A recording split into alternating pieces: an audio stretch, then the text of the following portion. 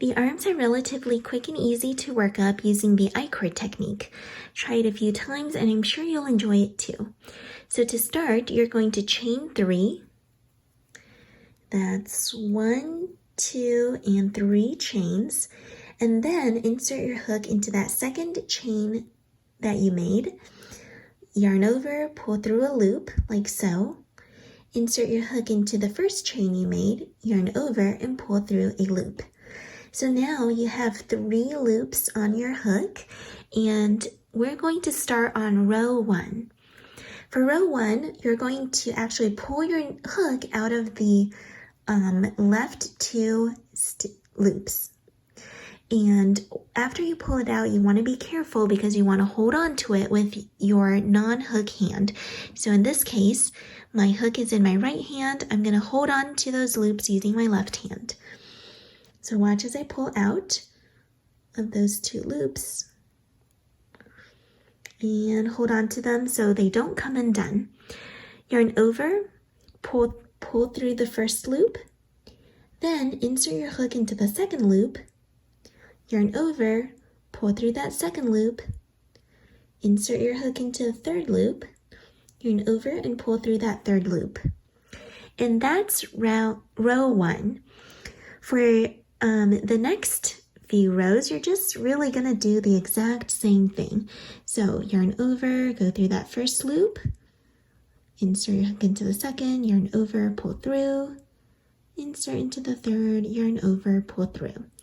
As you can see, while I'm doing that and letting go of the loops to the left, I'm holding them with my non-hook hand so that they don't slip off or disappear under the loops that I've made. So you're going to go ahead and continue this until you get 8 rows, or you could keep going until you feel like the arms are at the length that you'd like, of course. You can opt for longer arms, shorter arms, whatever makes you happy.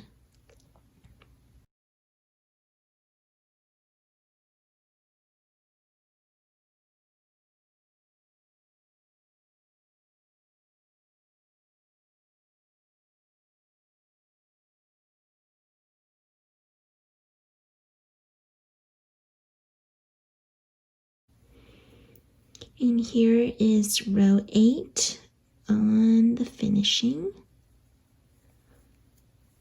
All right, and there's row 8.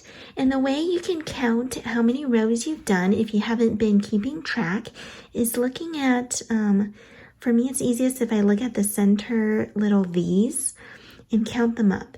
So here's 1, 2, 3, 4, 5, 6, 7, and 8 up here. So now I have row 8 done, and I feel that this is the right length for my doll's arms.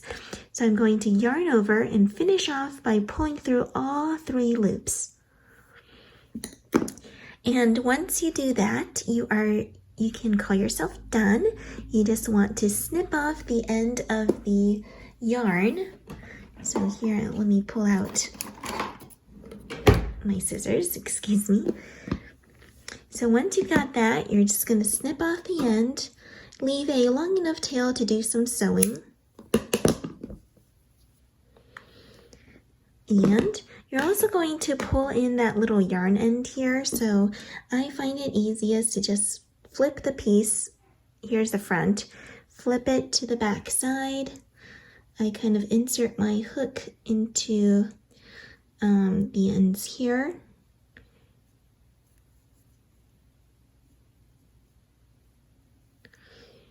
And once I get to the very bottom where my hook head meets the yarn end, I just pull that through.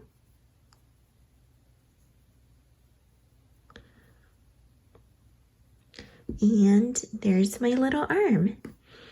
When I'm sewing the doll's arm to the body, I make sure I have this yarn end also tucked into the body, and it'll be a nice clean little piece. Thank you for watching this, and happy crocheting. Bye now.